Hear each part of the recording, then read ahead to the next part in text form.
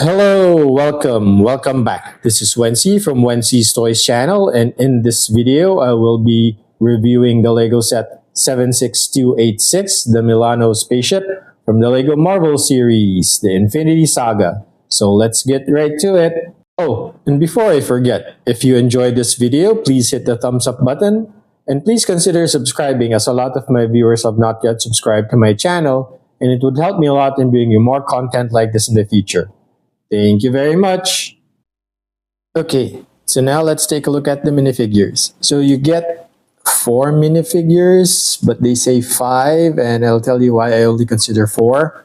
So, of course, this is the first Guardian ship, the Milano, and of course we'll have Star-Lord. So, of course, this is a Guardians of the Galaxy set, and it is the Volume 1 spaceship, the Milano. So we've got the Volume 1 Star-Lord here, Peter Quill.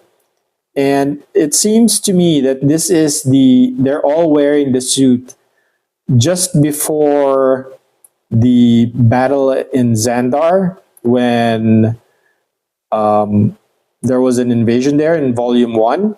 And it was after they were captured by Yondu. So this is like a jumpsuit. So it's a red jumpsuit, and they will all have the same leg printing here. So it's a brown leg printing, pretty simple for a jumpsuit. Very nice jacket here by Star-Lord Peter Quill with the blue undershirt there. And of course, it's a jacket type torso print. So it's pretty simple. It's nice. It's like an 80s punk style jacket. And of course, you would have his secondary facial expression here, which is an angry face. Next up, we have Gamora. And as I said, it is the same leg printing here for all three of them. And yeah, it's a simple jumpsuit again, but of course, since Gamora is a lady, then she would have all the curves there and pretty nice jacket. Again, it's almost like a jacket type torso print and very nice green facial expression. I like the hair pretty much, and I like that they even printed her highlights, her purple highlights here. And of course, at the back, almost complements Peter Quill's jacket, but it's still very distinctly Gamora's own. And of course, she has a angry secondary facial expression. Next up, we have Drax. And again, like I said, pretty much the same leg printing here for the legs. But of course, since he is shirtless, we have a very, very intricate tattooing of his upper body because he is shirtless, so we get to see all of his muscles there underneath the tattoo printing, as well as very nice tattoo printing on his arms. Very, very cool. I like his tattoo printed face as well, but of course, since he is bald, it doesn't have any hairpiece, we only get a tattooed back print here for his minifigure head, but very, very intricate back printing as well here. And of course, we have Rocket. So he is Rocket the Raccoon, and since he is a raccoon and he's shorter, then of course we only have the baby minifig legs here, but it's still the color brown to match the Guardian's uniform. Would have wished that this were the movable meaty legs instead of these baby legs here, but his jacket is pretty much accustomed to his usual jacket that is almost like armored, but it's there's like probably like Kevlar plating here to protect his torso here. And of course, since he is a raccoon, he doesn't have any secondary facial expression because of how his head is, but very, very nice back printing to show his robotic parts. So like I said, I only considered 4, but last but not the least, we have Groot here. And if the Guardians were wearing that reddish brown outfit, then that would mean it would have been before Groot sacrificed himself in the movie and just became Baby Groot. That's why I'm a little bit confused on why we have Baby Groot here instead of a towering full-sized Groot instead. But I guess it's a mixture of how you would see them at the end of the movie. So yeah, we still have this Baby Groot figure here. So I wouldn't say minifigure, almost like an accessory piece. And he has his pot here.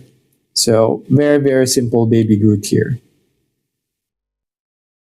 Okay, so now on to the main build. So again, this is set 76286, the Milano ship, and it is the Guardians of the Galaxy's spaceship from Volume 1 and Volume 2.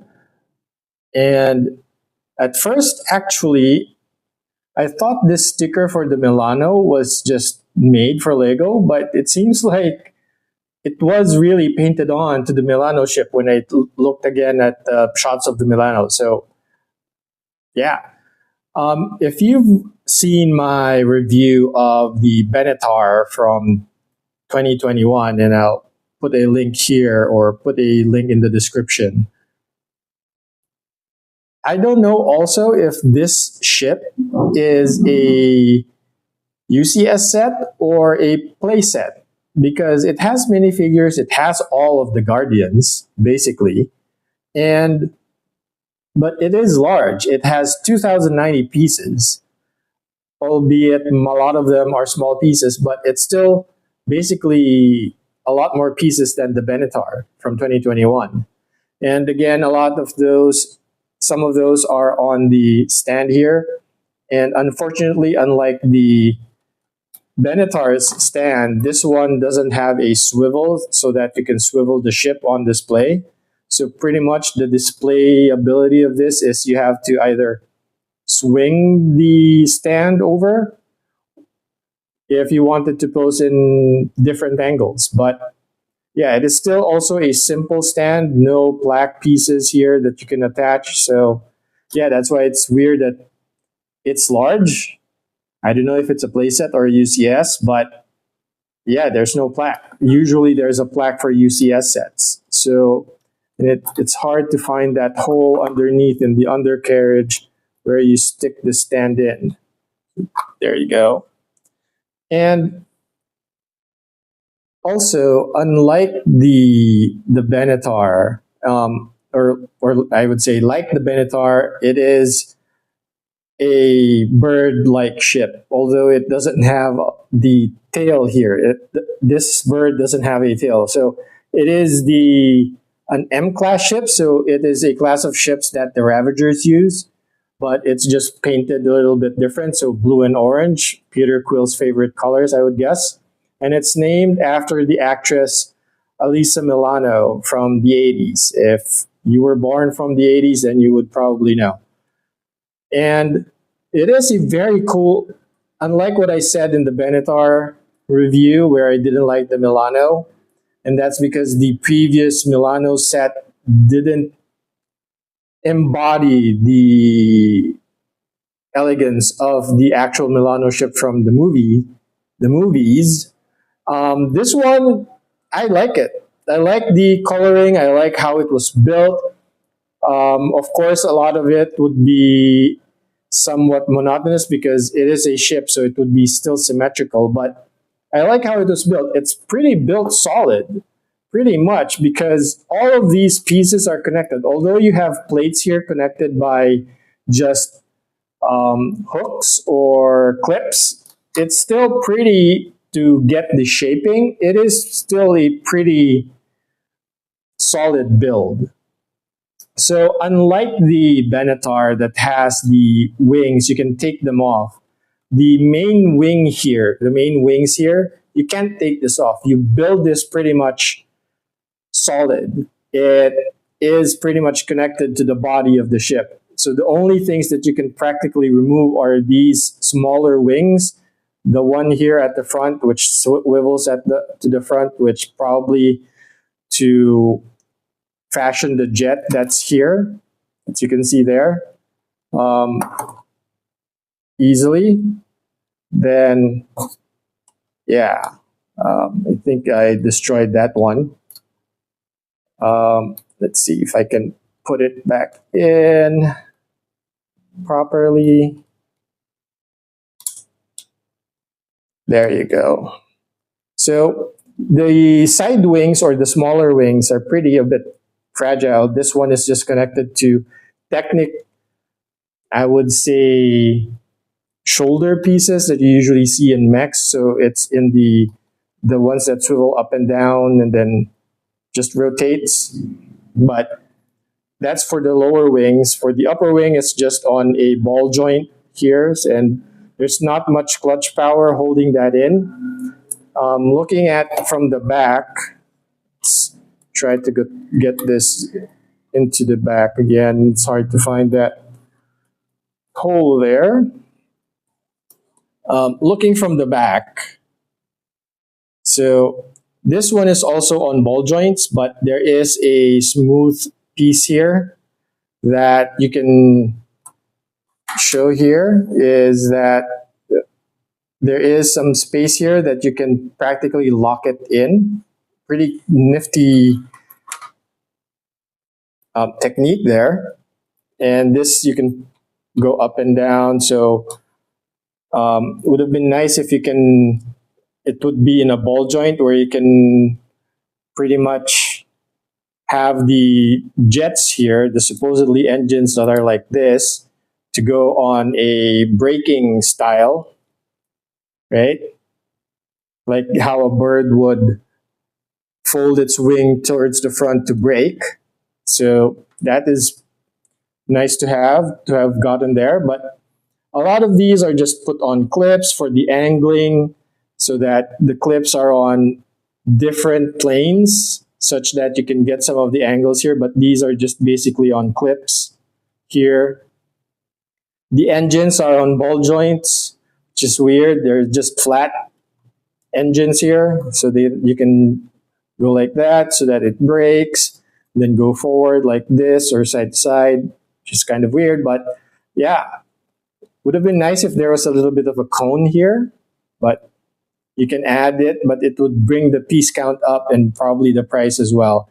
The price per piece is still about 9-10 cents. So economically, Lego hasn't increased the price, but because it increased the piece count in much smaller pieces, then that's why it's a lot more expensive, right? In today's hard economy, but that's just how it goes.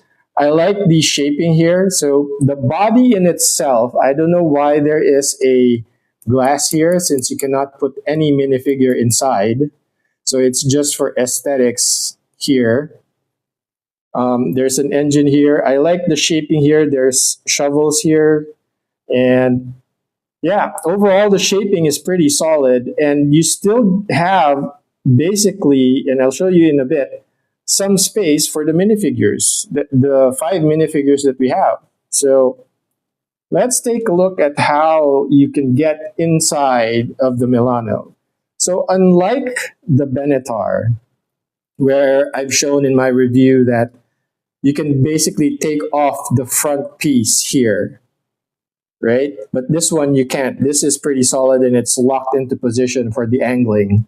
But the canopy and ceiling piece here can be removed. So you've got this whole piece. This is one of the last things you build. And it's on a clip here so that it angles a bit.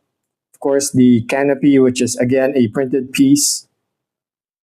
Very nice that they made it a printed piece. And I like that there's a shield here to give you a little bit more shaping for this roof piece. But here, as you can see, unlike the Benetar, because most of the Guardian ships always is being piloted by 2 people. So here you have space for 2 pilots.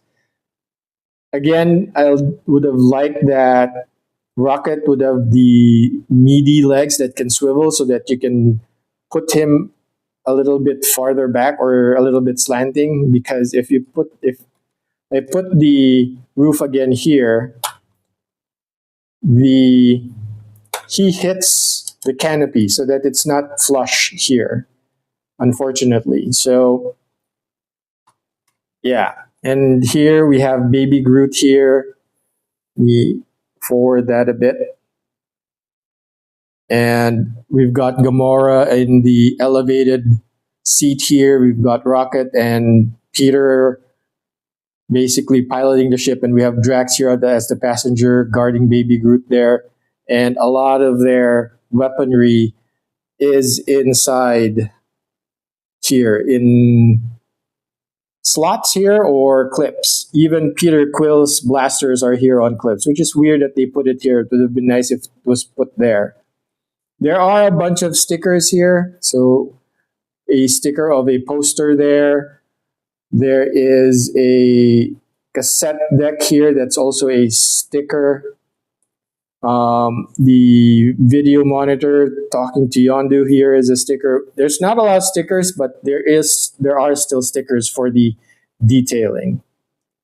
So yeah, but as you can see, there is still a lot of space. There's also a bed there at the back, so someone can lie there or while recuperating. So there is still a lot of space inside where you can put other minifigures in, standing or just walking around.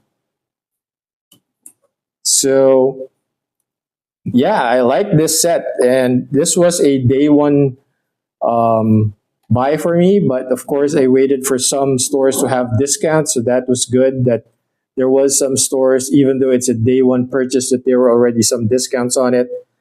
But yeah, I like the set. And if you've got the Benetar, I think the Milano is a good addition to your display case.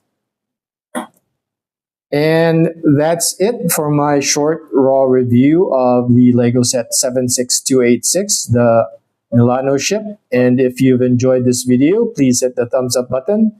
And please consider subscribing, as a lot of my viewers have not yet subscribed to my channel. And it would help me a lot in bringing you more content like this in the future. Thank you very much.